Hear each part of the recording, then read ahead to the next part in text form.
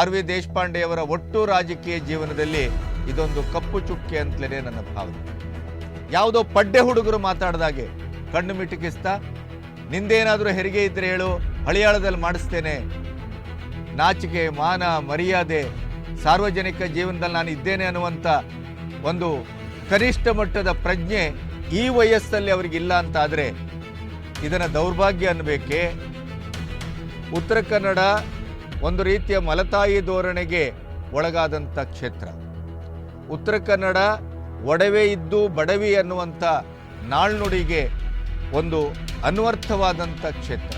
ಇಂಥ ಸಂದರ್ಭದಲ್ಲಿ ಇಲ್ಲಿ ಸೂಪರ್ ಸ್ಪೆಷಾಲಿಟಿ ಹಾಸ್ಪಿಟಲ್ ಒಂದು ಬಹಳ ದೊಡ್ಡ ಸಮಸ್ಯೆಯಾಗಿ, ಬಹಳ ದೊಡ್ಡ ಬೇಡಿಕೆಯಾಗಿ, ಬೈಂದೂರಿನ ಒಂದು ಆಘಾತಕರವಾದಂಥ ಅಪಘಾತದ ಹಿನ್ನೆಲೆಯಲ್ಲಿ ಒಂದು ಜನಚಳವಳವೇ ಹುಟ್ಟುಕೊಳ್ತದೆ. ಈ ಜಿಲ್ಲೆಯ ಒಬ್ಬ ಹೆಣ್ಣುಮಗಳು ಅದಕ್ಕೆ ಟೊಂಕ ಕಟ್ಟಿ ನಿಂತಾಗ ಇದೇ ಬಿಜೆಪಿಯ ಕೆಲವು ಆಯಕಟ್ಟಿನ ರಾಜಕಾರಣಿಗಳು ಮತ್ತು ಕಾಂಗ್ರೆಸ್ಸಿಗಿನ ರಾಜಕಾರಣಿಗಳು ಸೇರಿಕೊಂಡು ಅದು ಅವಳ ಕ್ರೆಡಿಟ್ ಹೋಗ್ಬಿಡುತ್ತೆ ಅನ್ನುವಂಥ ಕಾರಣಕ್ಕಾಗಿ ಅದನ್ನು ಕೂಡ ನಿಲ್ಲಿಸಿದಂಥ ದೌರ್ಭಾಗ್ಯ ಇದ್ದರೆ ಇದೇ ಜಿಲ್ಲೆಯನ್ನು ದರಿದ್ರ ಅನ್ನೋಣವೆ, ಜನರನ್ನು ದರಿದ್ರ ಅನ್ನೋಣವೆ, ಅಥವಾ ಈ ದುಷ್ಟ ಭ್ರಷ್ಟ ರಾಜಕಾರಣಿಗಳನ್ನು ದರಿದ್ರ ಅನ್ನೋಣ. ಇಂಥ ರಾಜಕಾರಣಿಗಳಿಗೆ ಓಟ್ ಹಾಕಿದ್ರಲ್ರಿ, ಮಾನ ಮರ್ಯಾದೆ ನಿಮಗಿದೆಯಾ ಅಥವಾ ದೇಶಪಾಂಡೆ ಅವರಿಗಿದೆಯಾ?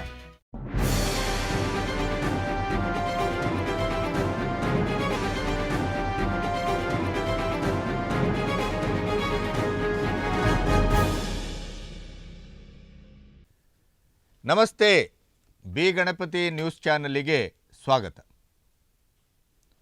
ಹಿರಿಯ ರಾಜಕಾರಣಿಗಳು, ಮುತ್ಸದ್ದಿ ರಾಜಕಾರಣಿ, ಕ್ರಿಯಾಶೀಲ ರಾಜಕಾರಣಿ, 5 ದಶಕಗಳನ್ನು ಮೀರಿದ ಅನುಭವಿ ರಾಜಕಾರಣಿ, ಮಾಗಿದ ವಯಸ್ಸು. ಆದರೆ ಉಡಾಫೆಯ ಮಾತಾಡುವುದಕ್ಕೂ, ಒಂದು ವಿಷಯವನ್ನು ಜನಸ್ಪಂದಿಯಾಗಿ ಜನರ ಒಂದು ಅಗತ್ಯದ ನೆಲೆಯಲ್ಲಿ ಕೇಳುವ ಒಬ್ಬ ಪತ್ರಕರ್ತೆಗೆ ಮುಜುಗರ ಆಗುವ ರೀತಿಯಲ್ಲಿ ಒಬ್ಬ ರಾಜಕಾರಣಿ ಮಾತಾಡ್ತಾರೆ ಅಂತಾದರೆ ಅವರಿಗೆ ನಾವು 60 ದಾಟಿದ ಮೇಲೆ ಅರಳು ಮರಳು ಅನ್ನಬೇಕೋ ಅಥವಾ ವಯಸ್ಸಿಗೆ ಮೀರಿದ ಚಾಪಲ್ಯ ಅನ್ನಬೇಕೋ ಅಥವಾ ಜನರ ನಿಜವಾದ ಒಂದು ಸಮಸ್ಯೆಯನ್ನು ಎದುರಿಟ್ಟಾಗ ಆ ಸಮಸ್ಯೆಯನ್ನು ಒಂದು ಕಾಲದ ಕಸಕ್ಕಿಂತ ಕಳಪೆಯಾಗಿ ಅಷ್ಟು ನಿಕೃಷ್ಟವಾಗಿ ಕಾಣುವಂಥ ಒಂದು ಉಡಾಫೆ ಅಂತ ಹೇಳಬೇಕೋ, ಏನನ್ನಬೇಕು? ಇಂಥ ಮಾತನ್ನು ಉತ್ತರ ಕನ್ನಡದ ಒಂದು ಹಿರಿಯ ರಾಜಕಾರಣಿ ಅಂತ ಕರೆಸಿಕೊಂಡಂಥ 9ನೇ ಬಾರಿ ಅವಿಚ್ಛಿನ್ನವಾಗಿ ಗೆದ್ದಂಥ, ಒಂದೇ ಒಂದು ಸೋಲನ್ನು ಕಂಡಂಥ ಆರ್ ವಿ ದೇಶಪಾಂಡೆಯವರು ಈ ರೀತಿಯ ಒಂದು ಮುಜುಗರ ಆಗುವ ಅಥವಾ ಯಾವುದೇ ಅವರ ವಯಸ್ಸಿಗೆ ಸಂಬಂಧಪಟ್ಟಂಥ ವ್ಯಕ್ತಿಗಳೂ ಕೂಡ ಸಾರ್ವಜನಿಕ ಜೀವನದಲ್ಲಿ ಈ ರೀತಿಯ ಒಂದು ಪ್ರತಿಕ್ರಿಯೆಯನ್ನು, ಮಾತನ್ನು ಆಡಬಾರದು ಅನ್ನುವ ರೀತಿಯಲ್ಲಿ ನಾವು ವ್ಯಾಖ್ಯಾನಿಸುವಂತೆ ಮಾಡಿದಂಥ ಒಂದು ಸಂದರ್ಭವನ್ನು ದೇಶಪಾಂಡೆಯವರು ತಂದುಕೊಂಡಿದ್ದು ಬಹಳ ದೊಡ್ಡ ದುರದೃಷ್ಟಕರ ಅಂತ ನಾನು ಭಾವಿಸ್ತೇನೆ. ಅವರು ನಿರಂತರವಾಗಿ 50 ವರ್ಷಗಳ ರಾಜಕೀಯ ಜೀವನವನ್ನು ಕಂಡವರು. ಎಸ್.ಎಂ. ಕೃಷ್ಣ ಮತ್ತು ಸಿದ್ದು ಅವರ ಕಾಲದಲ್ಲಿ ಬೃಹತ್ ಕೈಗಾರಿಕೆಯ ಸಚಿವರಾಗಿ ಒಂದು ದಾಖಲೆಯನ್ನು ನಿರ್ಮಿಸಿದವರು. ಇತ್ತೀಚೆಗೆ ಕರ್ನಾಟಕ ವಿಧಾನಸಭೆಯ ಅತ್ಯುತ್ತಮ ಶಾಸಕ ಅನ್ನುವಂಥ ಪ್ರಶಸ್ತಿಯನ್ನು ಪಡೆದವರು. ಹಳಿಯಾಳ ಆ ಭಾಗದಲ್ಲಿ ಜೋಯಿಡಾ ದಾಂಡೇಲಿ ವಿಧಾನಸಭಾ ಕ್ಷೇತ್ರದಲ್ಲಿ ಅವರು ಸೋಲಿಲ್ಲದ ಸರ್ದಾರ ಅನ್ನತ್ಲೇ ಅವರನ್ನು ಕರೆಯಬಹುದು. ಅವರ ಇಡೀ ವಿಧಾನಸಭಾ ಕ್ಷೇತ್ರದಲ್ಲಿ ಒಂದಿಷ್ಟು ಕೆಲಸಗಳನ್ನು ಮಾಡಿದ್ದಾರೆ. ಕೃಷಿ ಇರಬಹುದು, ನೀರಾವರಿ ಇರಬಹುದು, ಸಣ್ಣ ಕೈಗಾರಿಕೆ ಇರಬಹುದು, ಬೃಹತ್ ಕೈಗಾರಿಕೆ ಇರಬಹುದು, ತೋಟಗಾರಿಕೆ ಇರಬಹುದು, ಕಂದಾಯ ಇರಬಹುದು, ಹೀಗೆ ಬೇರೆ ಬೇರೆ ವಿಭಾಗಗಳಲ್ಲಿ ಸಚಿವ ಸ್ಥಾನವನ್ನು ಹೊಂದಿದ್ದರೂ ಕೂಡ ಅವರು ಅತ್ಯಂತ ಸುದೀರ್ಘವಾಗಿ 13 ವರ್ಷ ಸಚಿವ ಸ್ಥಾನದಲ್ಲಿ ಬೃಹತ್ ಕೈಗಾರಿಕೆಯನ್ನು ಇಟ್ಟುಕೊಂಡು ಕೆಲಸ ಮಾಡಿದಂಥ ಒಬ್ಬ ರಾಜಕಾರಣಿ. ರಾಜಕಾರಣದಿಂದ ಆಸ್ತಿ ಪಾಸ್ತಿ ಹಣ ತಲೆಮಾರುಗಳಷ್ಟು ಮಾಡಿದ್ದಾರೆ ಅನ್ನುವಂಥ ಒಂದು ಆರೋಪ ಅವರ ಮೇಲೆ ಇದ್ದರೂ ಕೂಡ ಇಲ್ಲಿಯವರೆಗೆ ಯಾವುದೇ ನೇರವಾದಂಥ ಸಿದ್ದರಾಮಯ್ಯನವರ ಹಾಗೆ ಮೂಢ ಹಗರಣವೋ ಇನ್ನೊಂದೋ ಮಗದೊಂದೋ ಆ ಥರದ ಭ್ರಷ್ಟಾಚಾರವನ್ನು ಮೈ ಮೇಲೆ ಎಳೆದುಕೊಂಡಂಥ ಒಬ್ಬ ರಾಜಕಾರಣಿ ಅಲ್ಲ. ಜನಪ್ರಿಯ ರಾಜಕಾರಣಿ, ಜನಸ್ನೇಹಿ ರಾಜಕಾರಣಿ. ಆದರೆ ಕಳೆದ 2 ದಿನದ ಹಿಂದೆ ಸೂಫಾ ಅಣೆಕಟ್ಟಿಗೆ ಬಾಗಿನ ಅರ್ಪಿಸಲಿಕ್ಕೆ ಬಂದಂಥ ಸಂದರ್ಭದಲ್ಲಿ ಹಿರಿಯ ಪತ್ರಕರ್ತೆ ರಾಧಾ ಹಿರೇಗೌಡರು ಕೇಳಿದಂಥ ಒಂದು ಪ್ರಶ್ನೆಗೆ ಯಾವುದೇ ಒಬ್ಬ ಮಾನ ಮರ್ಯಾದೆ ಇದ್ದಂಥ ಒಂದು ಸಮಾಜ ಮತ್ತು ಸಂಸ್ಕೃತಿ ಸಂಸಾರದ ಬಗ್ಗೆ ಕನಿಷ್ಠ ಮಟ್ಟದ ಒಂದು ಸಾರ್ವಜನಿಕ ತಿಳುವಳಿಕೆ ಇದ್ದಂಥ ಯಾವ ವ್ಯಕ್ತಿಯೂ ಆಡಬಾರದಂಥ ಮಾತನ್ನು ಆಡಿ ಇವತ್ತು ಇಡೀ ರಾಜ್ಯದ ಜನತೆಯ ನಾಲಿಗೆಯಲ್ಲಿ ನಲಿದಾಡ್ತಾ ಇರುವಂಥ ಯಾವುದಾದ್ರೂ ರಾಜಕಾರಣಿ ವ್ಯಕ್ತಿ ಇದ್ದರೆ ಅದು R V Deshpande. R V ದೇಶಪಾಂಡೆಯವರ ಒಟ್ಟು ರಾಜಕೀಯ ಜೀವನದಲ್ಲಿ ಇದೊಂದು ಕಪ್ಪು ಚುಕ್ಕೆ ಅಂತಲೇ ನನ್ನ ಭಾವನೆ. ಜನರ ಸಮಸ್ಯೆಯನ್ನು ಒಬ್ಬ ರಾಜಕಾರಣಿ ಯಾವ ರೀತಿಯಲ್ಲಿ ಭಾವಿಸಬಹುದು, ಯಾವ ರೀತಿಯಲ್ಲಿ ಅರ್ಥೈಸಿಕೊಳ್ಳಬಹುದು, ಯಾವ ನೆಲೆಯಲ್ಲಿ ಅದನ್ನು ಒಂದು ತಿರಸ್ಕಾರದ ರೀತಿಯಲ್ಲಿ, ಉಡಾಫೆಯ ರೀತಿಯಲ್ಲಿ ಇದೊಂದು ಸಮಸ್ಯೆಯೇ, ಹೋದಲ್ಲಿ ಇದೊಂದು ಸಮಸ್ಯೆಯನ್ನು ಕೇಳ್ತಿರಲ್ಲ, ಇದೊಂದು ಸಮಸ್ಯೆಯೇ ಅನ್ನುವ ರೀತಿಯಲ್ಲಿ ಅದನ್ನು ಪರಿಗ್ರಹಿಸಬಹುದು ಅನ್ನೋದಕ್ಕೆ ಹಿರಿಯ ರಾಜಕಾರಣಿ ಆರ್ ವಿ ದೇಶಪಾಂಡೆಯವರ ಮಾತು, ವರ್ತನೆ, ಒಬ್ಬ ಯೌವನದಲ್ಲಿ ಹುಡುಗಿಯನ್ನು ಕಂಡಾಗ ಕಣ್ಣು ಹೊಡೆಯುವ ರೀತಿಯಲ್ಲಿ ಆ ಮಾತನ್ನು ಆಡಿ ಅವರು ಸಾರ್ವಜನಿಕವಾಗಿ ಕ್ಯಾಮರಾದಲ್ಲಿ ಸೆರೆಯಾಗುವ ರೀತಿಯಲ್ಲಿ ಕಣ್ಣೊಡೆದು ಆ ರಾಧಾ ಹಿರೇಗೌಡರಂಥ ಹಿರಿಯ ಪತ್ರಕರ್ತೆಗೆ ಅವರ ಜನ ಪರವಾದಂಥ ಮತ್ತು ಈ ಜಿಲ್ಲೆಯ ಮೂಲಭೂತವಾದಂಥ ಸಮಸ್ಯೆಗಳ ಬಗ್ಗೆ ಮಾತಾಡಿದರೆ ಅವರು ಎಷ್ಟು ಉಡಾಫೆಯ ಮಾತನ್ನು ಆಡಿದರು ಅಂತಂದರೆ ಅದನ್ನು ನಿರೀಕ್ಷೆ ಮಾಡಲಿಕ್ಕೆ ಸಾಧ್ಯ ಇಲ್ಲ. ಉತ್ತರ ಕನ್ನಡ ಒಂದು ರೀತಿಯ ಮಲತಾಯಿ ಧೋರಣೆಗೆ ಒಳಗಾದಂಥ ಕ್ಷೇತ್ರ. ಉತ್ತರ ಕನ್ನಡ ಒಡವೆ ಇದ್ದು ಬಡವಿ ಅನ್ನುವಂಥ ನಾಳ್ನುಡಿಗೆ ಒಂದು ಅನ್ವರ್ಥವಾದಂಥ ಕ್ಷೇತ್ರ. ಇಲ್ಲಿ ಎಲ್ಲ ಯೋಜನೆಗಳೂ ಬಂದು ಬೀಳ್ತವೆ. ಎಲ್ಲ ಆಸ್ಫೋಟಕವಾದಂಥ ಅನಾರೋಗ್ಯಕರವಾದಂಥ ಎಲ್ಲ ಯೋಜನೆಗಳು ಈ ನಿತ್ಯ ಹರಿದ್ವರ್ಣ ಅಥವಾ ಪಶ್ಚಿಮ ಘಟ್ಟ ಇಡೀ ವಿಶ್ವದ ಸೂಕ್ಷ್ಮಾತಿ ಸೂಕ್ಷ್ಮ ಅರಣ್ಯ ಪ್ರದೇಶಗಳಲ್ಲಿ ಒಂದಾದಂಥ ಪಶ್ಚಿಮ ಘಟ್ಟವನ್ನು ಮುಕುಟವಾಗಿ ಹೊಂದಿದಂಥ ಈ ಕೆನರಾ ಕ್ಷೇತ್ರ ಅಥವಾ ಉತ್ತರ ಕನ್ನಡಕ್ಕೆ ಎಲ್ಲ ಅಣುಸ್ಥಾವರದಿಂದ ಹಿಡಿದು ಎಲ್ಲ ಡ್ಯಾಮ್ಗಳು ಇಲ್ಲಿ ಬಂದು ನೆಲೆಸ್ತವೆ. ಸೀಬರ್ಡ್ ಯೋಜನೆ ಅಂತ ತಗೊಳ್ಳಿ, ಎಲ್ಲ ಯೋಜನೆಗಳ ಭಾರದಿಂದಲೇ ಇವತ್ತಲ್ಲ ನಾಳೆ ಅದು ಕುಸಿದು ಹೋಗುವ ಹಂತಕ್ಕೆ ಈ ಜಿಲ್ಲೆ ಬಂದು ಕೂತಿದೆ.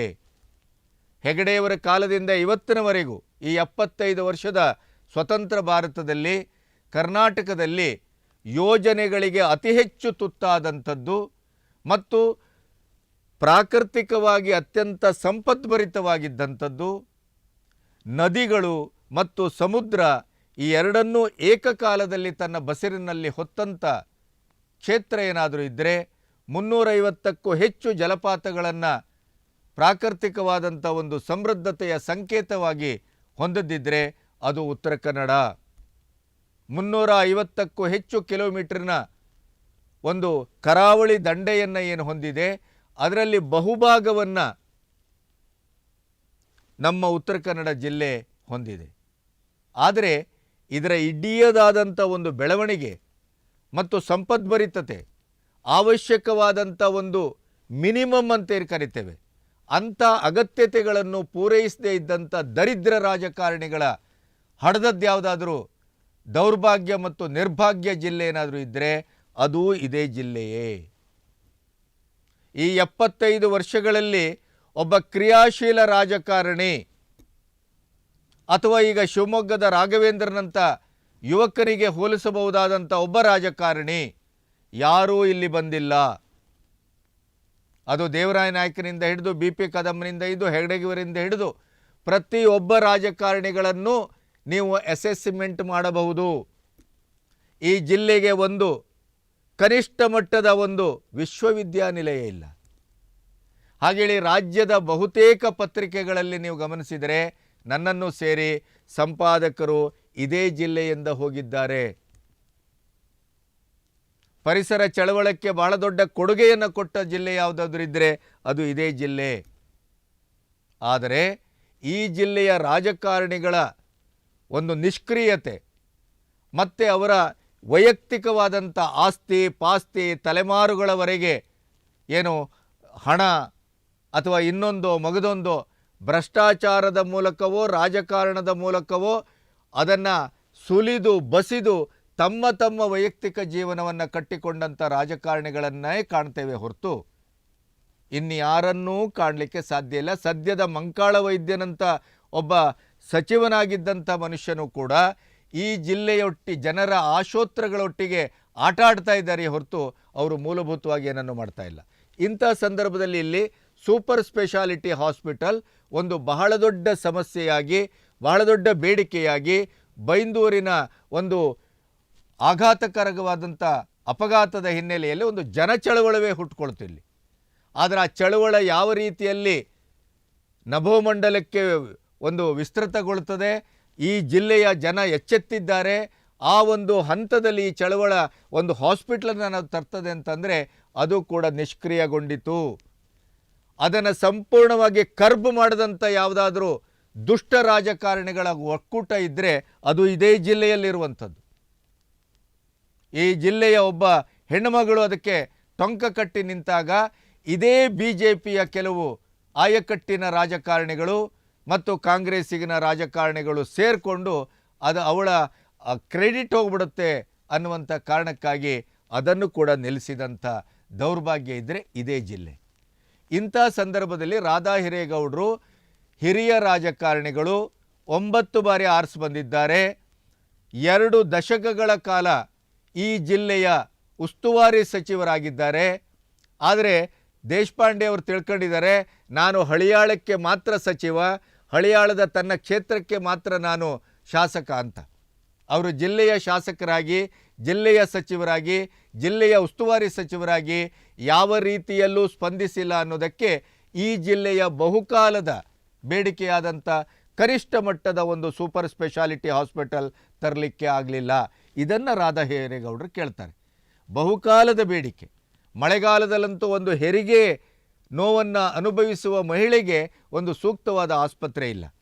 ಇಡೀ ಉತ್ತರ ಕನ್ನಡದಲ್ಲಿ ಒಂದು ಹುಬ್ಬಳ್ಳಿಗೆ ಹೋಗಬೇಕು, ಇಲ್ಲ ನೀವು ಮಣಿಪಾಲಕ್ಕೆ ಹೋಗಬೇಕು. ಯಾವುದೇ ಒಂದು ಸುಸಜ್ಜಿತವಾದ ಹಾಸ್ಪಿಟ್ಲ್ ಇಲ್ಲ. ಸೂಪರ್ ಸ್ಪೆಷಾಲಿಟಿ ಹಾಸ್ಪಿಟ್ಲನ್ನು ನಿಮ್ಮ ಈ 9ನೇ ಬಾರಿ ದಾಖಲಾರ್ಹವಾಗಿ ಗೆದ್ದಂಥ ಈ ಶಾಸಕತ್ವದಲ್ಲಾದರೂ ತರ್ತೀರಿ.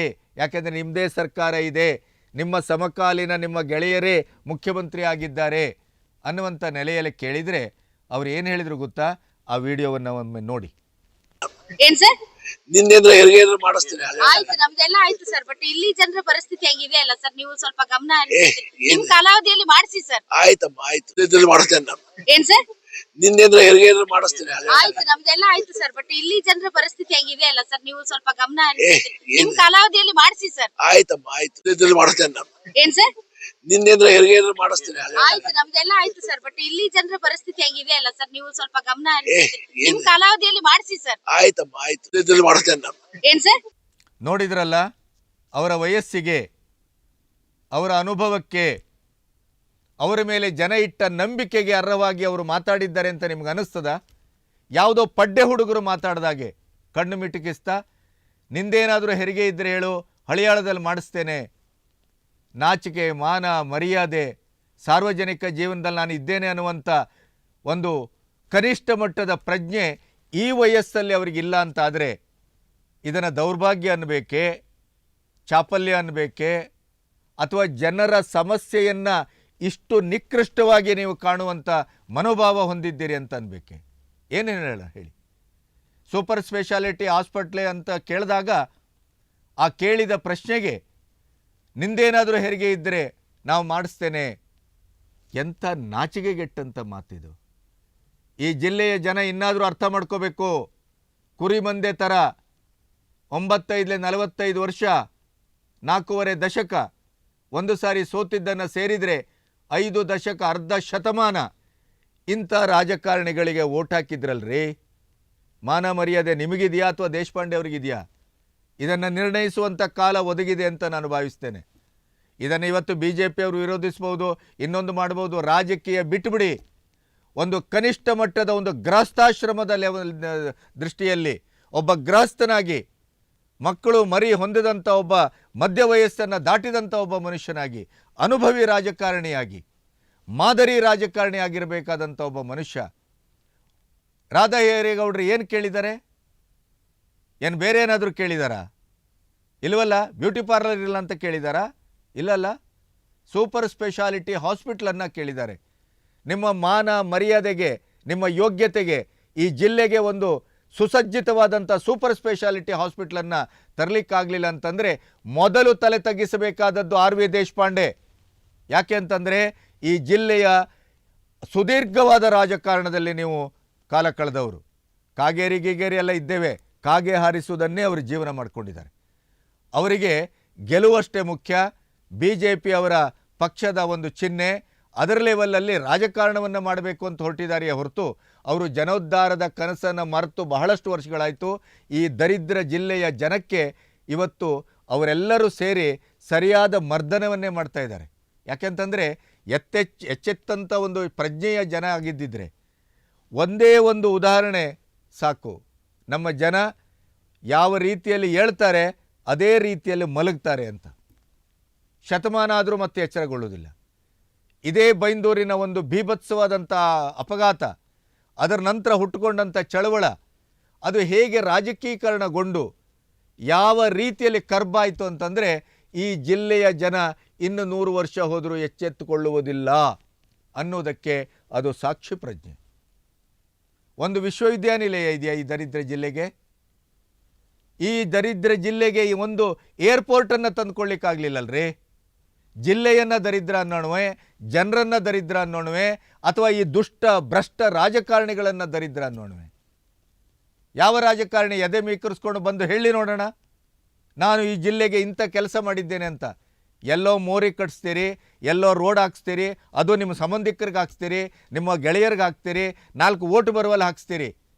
ಅದೇ ನಿಮಗೆ ಓಟ್ ಬರಲಿಲ್ಲ ಅಂತಂದರೆ ಅದಕ್ಕೂ ತಲೆ ಹಾಕಿ ಮಲಗುವುದಿಲ್ಲ ನೀವು.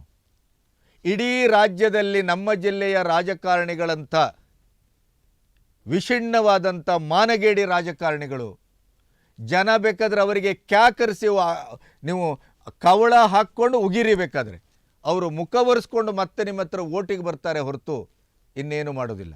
ಕಳ್ಳದಂಧೆ ಮಾಡ್ತಾರೆ, ಕಳ್ಳನಾಟ ವ್ಯವಹಾರ ಮಾಡ್ತಾರೆ, ಮರಳು ದಂಧೆ ಮಾಡ್ತಾರೆ, ಮತ್ತು ಕಂಡಲ್ಲಿ ಎಲ್ಲೆಲ್ಲಿ ಜಮೀನಿದೆ ಅಲ್ಲಲ್ಲಿ ಕೊಂಡುಕೊಂಡು ತಮ್ಮ ಐಷಾರಾಮಿಯ ಭವಿಷ್ಯವನ್ನು ಕಟ್ಟಲಿಕ್ಕೆ ಹೊರಡ್ತಾರೆ ಹೊರತು ಒಬ್ಬೊಬ್ಬ ರಾಜಕಾರಣಿಯ ಲೆಕ್ಕಾಚಾರ ಹಾಕಿದರೆ ಎಲ್ಲೆಲ್ಲೋ ಈಡಿಗಳು ನುಗ್ಗುತ್ತವೆ, ಇವರಿಗೆ ನುಗ್ಗಿ ಮೊದಲು ಈ ಜಿಲ್ಲೆಯ ರಾಜಕಾರಣಿಗಳ ಚಿರ ಮತ್ತು ಚರ ಆಸ್ತಿಯ ಬಗ್ಗೆ ಮೊದಲು ಲೆಕ್ಕಾಚಾರ ತೆಗೀರಿ.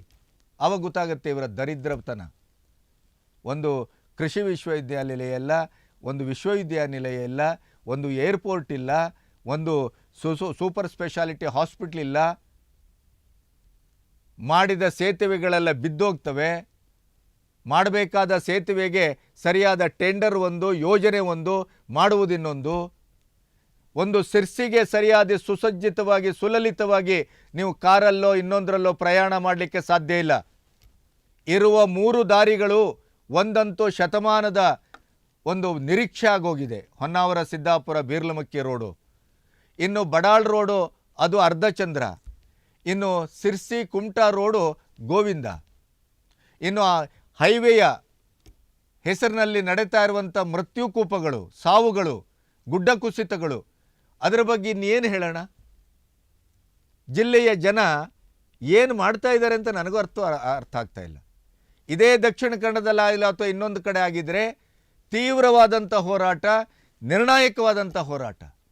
ಇದೇ ದೇಶಪಾಂಡೆಯ ನಾಲ್ಗೆಗೆಟ್ಟಂಥ ಈ ಮಾತಿಗೆ ಒಂದು ಹೆಣ್ಣುಮಗಳು, ಅವಳೊಬ್ಬಳ ಗೃಹಸ್ಥೆ, ಇಂಥ ಒಂದು ವಯಸ್ಸಲ್ಲಿ ಇಂಥ ಒಂದು ಹೇಳಿಕೆಯನ್ನು ಅಥವಾ ಪ್ರತಿಕ್ರಿಯೆಯನ್ನು ಕೊಡ್ತಾರೆ ಅಂತಾದರೆ ಇದನ್ನು ತಮಾಷೆ ಅನ್ಬೇಕಾ?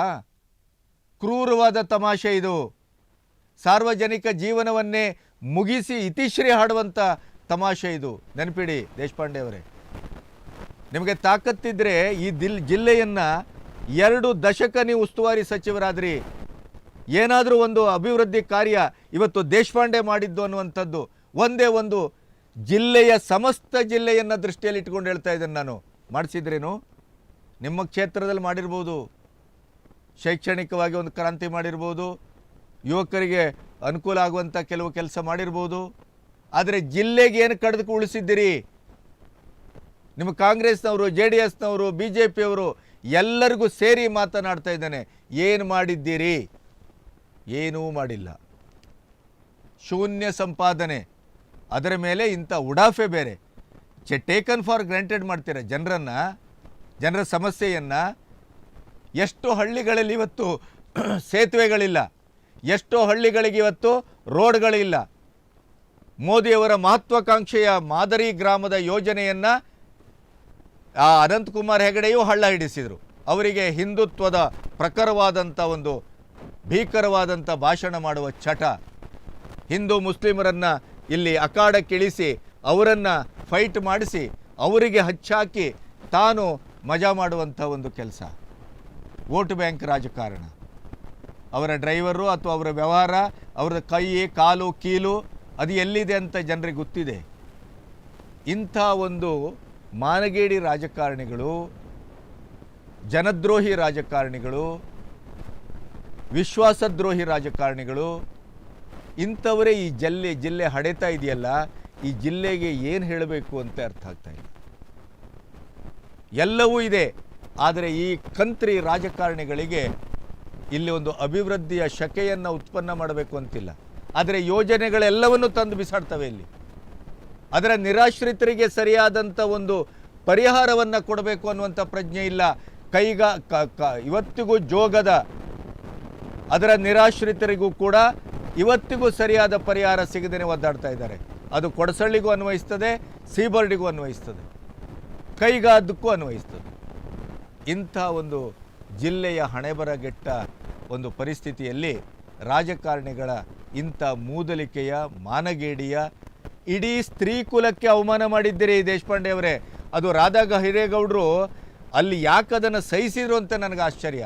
ನಮ್ಮದೆಲ್ಲ ಮುಗಿದಿದೆ ಸರ್, ಜನರಿಗೋಸ್ಕರ ಕೇಳ್ತಾ ಇದ್ದೇನೆ ಹೇಳಿ ಅಂತ ಹೇಳುವಂಥ ಒಂದು ಮುತ್ಸದ್ದಿತನವನ್ನು ಮೆರೆದರು. ಬಾಕಿಯವರಾದರೆ ಕಾಲಿಂದ ತೆಗೆದು ಕೈ ಹಿಡಿತಾ ಇದ್ದರು ಇವತ್ತಿನ ಪತ್ರಕರ್ತರು. ಅದು ಯಾಕೆ ಅವ್ರು ಹಾಗೆ ಮಾಡಿಲ್ಲ ಅಂತಲೇ ನನಗೆ ಆಶ್ಚರ್ಯ. ಇಡೀದಾದಂಥ ತನ್ನ ಅರ್ಧ ಶತಮಾನದ ರಾಜಕಾರಣಕ್ಕೆ ಒಂದು ಕಪ್ಪು ಚುಕ್ಕೆಯನ್ನು ಅಂಟಿಸಿಕೊಂಡದ್ದಷ್ಟೇ ಅಲ್ಲ, ದೇಶಪಾಂಡೆಯವರೇ, ನೀವು ಇಡೀ ಜಿಲ್ಲೆಯ ಜನರಿಗೆ ನೀವು ಮೋಸ ಮಾಡಿದ್ದಷ್ಟೇ ಅಲ್ಲ, ಅವರನ್ನು ಅವಮಾನಿಸಿದ್ದೀರಿ. ಈ ಜಿಲ್ಲೆಯ ಮೂಲಭೂತವಾದಂಥ ಆರೋಗ್ಯ ಸಮಸ್ಯೆಗೆ ಪರಿಹಾರದ ಒಂದೇ ಒಂದು ಅವಕಾಶ ಮತ್ತು ಆದ್ಯತೆ ಯಾವುದು ಅಂತಂದರೆ ಸೂಪರ್ ಸ್ಪೆಷಾಲಿಟಿ ಹಾಸ್ಪಿಟಲ್. ಆ ಪ್ರಶ್ನೆಗೆ ನೀವು ಇಂಥ ಉಡಾಫೆಯ ಉತ್ತರವನ್ನು ಕೊಟ್ರಿ ಅಂತಂದರೆ ನೀವು ಜನರನ್ನು ಎಷ್ಟು ಟೇಕನ್ ಫಾರ್ ಗ್ರಾಂಟೆಡ್ ಮಾಡ್ತಾ ಇದ್ದೀರಿ. ನೀವು ಜನರ ಸಮಸ್ಯೆಯನ್ನು ಎಷ್ಟು ನಿಮ್ಮ ಅಂಡಿನಡಿ ಹಾಕಿ ಅದನ್ನು ಸಮಾಧಿ ಮಾಡ್ತಾ ಇದ್ದೀರಿ. ನಿಮಗೆ ಕೇವಲ ಓಟುಗಳ ಮುಖ್ಯ, ಕೇವಲ ನಿಮಗೆ ರಾಜಕೀಯ ಮುಖ್ಯ, ಕೇವಲ ನಿಮಗೆ ಗೆಲುವು ಮುಖ್ಯ, ಕೇವಲ ನಿಮ್ಮ ತಲೆಮಾರುಗಳಿಗೆ ಶಾಶ್ವತವಾದಂಥ ನಿಧಿ ಶೋಧವನ್ನು ಮಾಡಿ ಕೂಡಿಡುವುದಷ್ಟೇ ಮುಖ್ಯ ಹೊರತು ನೀವು ಜಿಲ್ಲೆಯ ಅಭಿವೃದ್ಧಿ ಬಗ್ಗೆ ನಿಮಗೆ ಯಾರಿಗೂ ಕಾಳಜಿ ಇಲ್ಲ. ಇದು ಪಕ್ಷಾತೀತವಾಗಿ ಹೇಳ್ತಾ ಇದ್ದೇನೆ. ದೇಶಪಾಂಡೆ ಅಷ್ಟೇ ಅಲ್ಲ, ಯಾರಿಗೂ ಈ ಜಿಲ್ಲೆಯ ಬಗ್ಗೆ ಕಾಳಜಿ ಇಲ್ಲ. ನೀವು ಓಡೋಗೋವನನ್ನು ಹರ್ಕೊಂಡಷ್ಟು ಬಂತು ಅಂಥೇಳಿ ನಿಮ್ಮ ರಾಜಕಾರಣವನ್ನು ಮಾಡ್ತಾ ಇದ್ದೀರಿ. ನಿಮಗೆ ನಾಚಿಕೆ ಆಗಬೇಕು. ಇಡೀ ಜನ ಇನ್ನಾದರೂ ಎಚ್ಚೆತ್ತುಕೊಂಡು ಈ ರಾಜಕಾರಣಿಗಳಿಗೆ ಮುಖಕ್ಕೆ ತೂ ಅಂತ ಉಗಿದು ಇವರಿಗೆ ಮ್ಯಾನ್ ಹ್ಯಾಂಡಲ್ ಮಾಡುವ ರೀತಿಯಲ್ಲಿ ರಟ್ಟೆ ಹಿಡಿದು ಭುಜ ಹಿಡಿದು ಕೊರಳಪಟ್ಟಿ ಕೈ ಹಾಕಿ ಮಾಡೋ ನನ್ನ ಮಗನ ಕೆಲಸನ ಅಂಥೇಳಿ ಮಾಡಿಸುವ ದಿನಗಳು ಹತ್ತಿರ ಇರಬೇಕು.